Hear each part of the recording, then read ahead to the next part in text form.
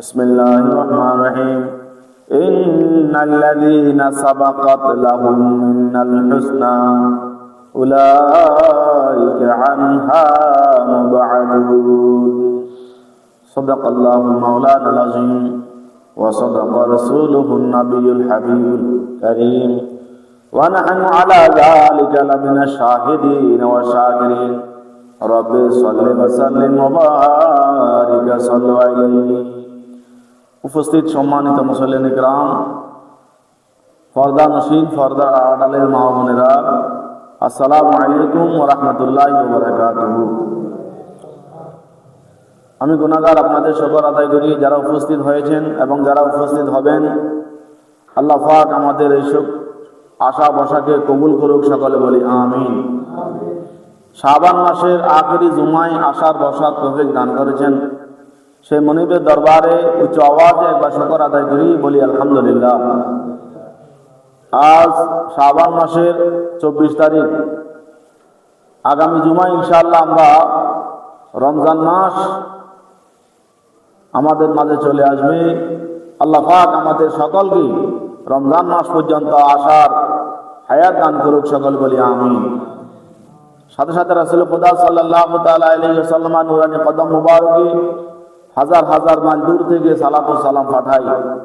আল্লাহ পাক আমাদের সালাতু সালামের আওয়াজের কারণে কালকে আমাদের ময়দানে, কবরে, হাসরে, নসরে, মিজানে, ফুলসরাতে সকল প্রকার ইমতিহানের মধ্যে যেন কামিয়াবি দান করেন, সকল বলি আমিন।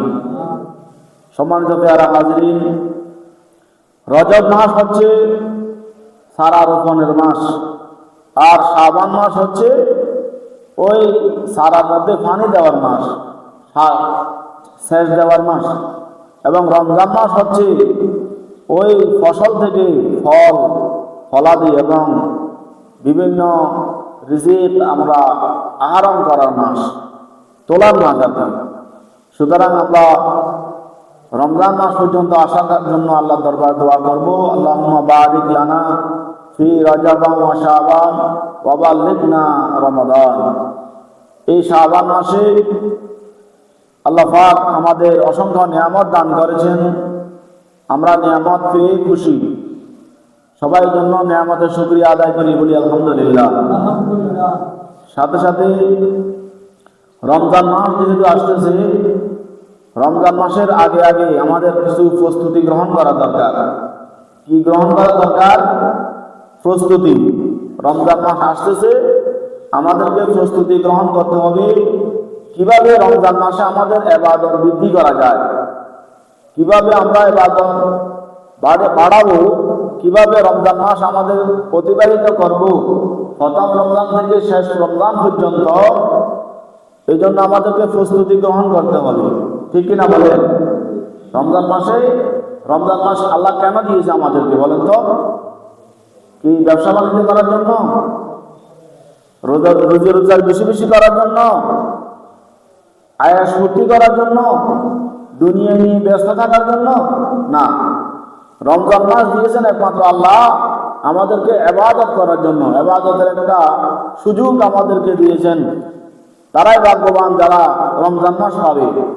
আজকে আমি এই বিষয়ে আপনাদেরকে একটা ছোট্ট হাদিস তেলাওয়াত করব, বর্ণনা করব যে রমজান মাস আমাদের জন্য কত লাভ, রমজান মাসে আমাদের পাইলে করে কি কি আমাদেরকে করা দরকার এবং কি কি করা দরকার নয়, এই বিষয়গুলো আমরা ইনশাআল্লাহ আলোচনা করব। রমজান মাসের আগে আগে প্রস্তুতি গ্রহণ করতে হবে। রমজান মাস পুরো মাস আমরা চাইলে ইতিকাফে থাকতে পারি, পুরো মাস থাকলে কোনো অসুবিধা নাই। 30টা রমজানে আমরা ইতিকাফের সওয়াব পাবো আলহামদুলিল্লাহ।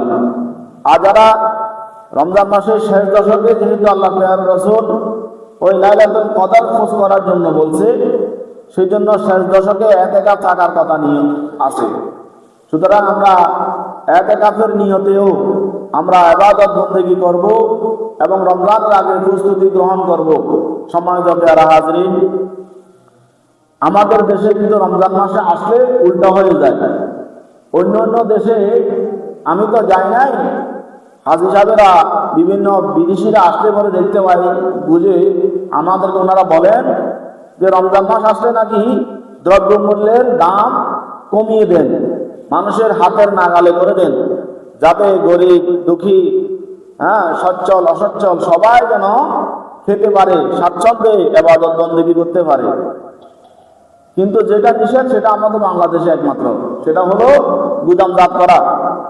রমজান মাসে মাল বিক্রি করবে বেশি দামে, এই জন্য অন্যান্য মাসে কি করলো, মালগুলাকে গুদামজাত করে রাখলো। এই জাতীয় অধিক মুনাফা লাভের আশায় কেউ যদি রমজান মাসের আগে ব্যবসায়ীরা গুদামজাত করে রাখে, এটা হারাম, এটা করা যাবে না। রমজান মাস আসলে পরে আরো মানুষকে সহযোগিতা করার দরকার, সহযোগিতার হাত বাড়িয়ে দেওয়া দরকার, কিন্তু আমরা তা করি না। সম্মানিত পেয়ারা হাজির, সুতরাং এই বিষয়ে আমরা খেয়াল রাখবো, যারা ব্যবসায়ী আছি অন্তত আমাদের এই মাল পণ্যগুলা শিথিল রাখার চেষ্টা করব। কিছুদিন আগে তো এখনো দেখতে পাচ্ছেন আপনারা যে গ্যাসের দাম কিভাবে বৃদ্ধি হলো, রমজান মাসে না জানি আরো কত বৃদ্ধি পায়। মানুষ কষ্টের মধ্যে আছে, যেটা সহজে পাওয়া যেত এখন সেটা সহজে পাওয়া যাচ্ছে না। সম্মানিত পেয়ারা হাজির, এই বিষয়গুলো আমরা একটু খেয়াল করব। কেনাকাটার ব্যাপারে যেটা আছে, যেটা নিষেধ সেটা আমরা বেশি করি। আল ইনসানু হারিসুন ফিমা মুনিয়া, মানুষকে যেটা নিষেধ করে সেটা আরো বেশি করে। কেনাকাটা করার দরকার রমজানের আগে আগে। মা বোনেরা যারা মার্কেটে ঘুরে ঘুরে ভাইদেরকে নিয়ে, বোনদেরকে নিয়ে, বাবাকে নিয়ে, আত্মীয় স্বজনকে নিয়ে যেভাবে বেহায়াপনার মধ্য দিয়ে, আমি বলবো বেহায়াপনার মধ্য দিয়ে কোনো পর্দা ফসিদা কিছু নাই, মার্কেটের মধ্যে ঘোরার জন্য তারা ব্যস্ত।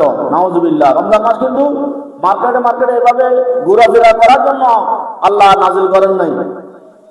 রমজান মাস নাজিল করেছেন, রমজান মাস আমাদের মাঝে এসেছে ইবাদত করার জন্য। সুতরাং আপনি যদি মার্কেট করতেই হয় তাহলে রমজানের আগে আগে মার্কেট ছেড়ে ফেলেন। আমার যুক্তি আছে না? আমার কথা যুক্তি আছে তো? মা বোনদের পছন্দের একটা ব্যাপার স্যাপার আছে। আপনারা দোকানদার থেকে কন্ট্রাক্ট করে 2-3টা কাপড় এক্সট্রা নিয়ে আসেন, যেটা পছন্দ হয় মা বোনেরা সেটা নিয়ে যাবে। আর তাকওয়া হলো মেয়েদের জন্য বাবা যেটা পছন্দ করে সেটা গ্রহণ করা, এবং মায়েদের জন্য, বোনদের জন্য, আমার ভাবিদের জন্য, স্ত্রীদের জন্য ওইটাই উত্তম হবে যেটা স্বামী গ্রহণ করে নিয়ে আসে, যেটা স্বামী কিনে নিয়ে আসে বাজার থেকে, এটা গ্রহণ করা উচিত, এটা উত্তম, এটা তাকওয়া। আল্লাহ পাক এই রমজান মাসে তাদের আমল বেশি কবুল করবেন যাদের অন্তরে তাকওয়া আছে। কি আছে? তাকওয়া। সম্মানিত পেয়ারা হাজিরিন, সুতরাং আমরা মূল্য বাড়াবো না এবং কেনাকাটাগুলো রমজানের আগে আগে করে ফেলবো। নিয়ত থাকবে আমরা যেন রমজান মাসে ইবাদত বন্দেগী করি এবং গুদামজাত করবো না। আর কোরআন শরীফের তেলাওয়াত প্রথম দিন থেকে শুরু করে দেব। প্রথম দিন থেকে শুরু করলে কি হবে? কোরআন 30 পারা, প্রতিদিন এক পারা ফুটলে 1 খতম কোরআন শরীফের সওয়াব। আর রমজান মাস কি আর 1 খতমের মধ্যে সীমাবদ্ধ না। রমজান মাসে আপনি অহরহ 1-70, 1-700, 1-7,000, 1-7 লক্ষ, এইভাবে আল্লাহ আপনার সওয়াব আপনার আমলনামায় দিয়ে দিবেন। সুতরাং রমজান মাসে বেশি বেশি ইবাদত কোরআন শরীফের মধ্য দিয়ে কাটানোর জন্য চেষ্টা করবেন। আর যারা কোরআন শরীফ পারেন না তারা অন্তত একটা হুজুর ঠিক করবেন, বা যে কোরআন শরীফ ভালো করে পড়তে পারে তাকে আপনি ঠিক করবেন। ভাই তুমি আমি তো কোরআন শরীফ শিখি নাই, কোরআন শরীফ পড়তে পারি না, তোমাকে কিছু হাদিয়া দেব, তুমি আমাকে প্রতিদিন এক পারা কোরআন শরীফ শুনাইবা, এইটা করবেন। আর মা বোনদেরকে বলবেন কোরআন শরীফ যেন তারা খতম করে। ছোট ছোট ছেলেদেরকে যেন বলবেন কোরআন শরীফ যেন কি করে শিখে।